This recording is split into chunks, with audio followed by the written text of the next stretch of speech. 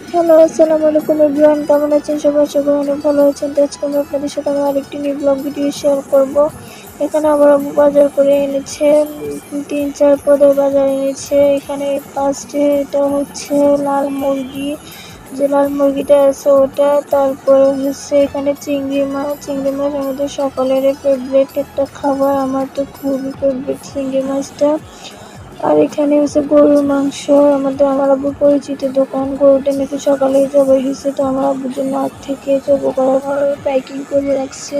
তো এখানে আরও ছিল তেলাপিয়া মাছ। আমার আম্মু যেহেতু খুঁজতে কষ্ট হয়, তাই আমার আব্বু বাজার থেকে গরুর মাংস কুটে আনছে, মাছও কুটে আনছে। তো আমি সবার আগে বলবো যে একটা কথা, আপনাদের কাছে রিকোয়েস্ট, আমার ভিডিওটি দেখে কেউ খারাপ বা বাজে মন্তব্য কমেন্ট করবেন না। নিত্যদিনের যে ভিডিওগুলো আপনাদের সাথে শেয়ার করে ভালো লাগে, তাই অনেকে বাজে বাজে খারাপ কমেন্ট করে, এরকম সেরকম, এটা আবার ভিডিও করা লাগে নাকি। তাই বলতেছি, একটাই অনুরোধ, আপনারা কোনো বাজে কমেন্ট করবেন না। তো এখানে আমি পলিথিন থেকে বের করে নিছি গরুর মাংসগুলা। তো এই চিংড়ি মাছগুলো বের করে নিছি। চিংড়ি মাছগুলো তেমন বড় ছিল না, মিডিয়াম।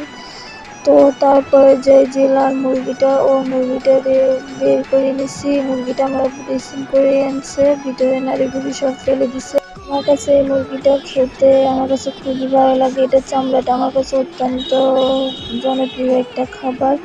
জানি না আপনাদের কাছে কেমন লাগে। তো এই যে এখানে চিংড়ি মাছ, গরুর মাংস, লাল মুরগি, তো এগুলো আজকে রান্না করা হবে। আর এখানে সে যে তেলাপিয়া মাছগুলো খুবই বড় বড় ছিল, পিসগুলো খুবই বড় বড় ছিল। তো তেলাপিয়া মাছটা আমি পলিথিন থেকে বের করে নিচ্ছি, একটা পাতিলে নিয়ে নিচ্ছি। মাছগুলো সবগুলো ধুয়ে পরিষ্কার করে নেবে। তেলাপিয়া মাছ সকলেও জনপ্রিয় একটা খাবার, অনেকের পছন্দ তেলাপিয়া। আবার অনেকে বলে যে আমার জাতীয় মাছ হলো আমার তেলাপিয়া মাছ, এটা আর কি। তো আমার ভিডিওটি যদি ভালো লেগে থাকে, আমার চ্যানেলটি সাবস্ক্রাইব করে, লাইক কমেন্ট শেয়ার করে আমার চ্যানেলের আরও নিত্য নতুন ভিডিও পেতে আমার চ্যানেলের পাশে থাকবেন। আসসালামু আলাইকুম, ধন্যবাদ সবাইকে।